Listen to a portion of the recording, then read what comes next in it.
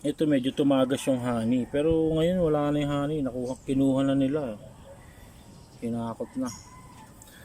So ito, gumagawa sila ng panibagong mga entrance o sinisild nila siguro yung mga malalaki ang awang ng kahoy para hindi mapasok ng mga kalaban. Pero good, as in good na good.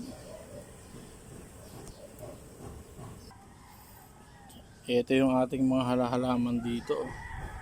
Buhay na buhay sila at ang tataba. Yan, medyo nakasealed nga lang itong area ko kasi piniprevent ko na makapasok yung mga ibon. Kasi daming ibon kasi dito eh. Ibon tsaka yung mga paniki.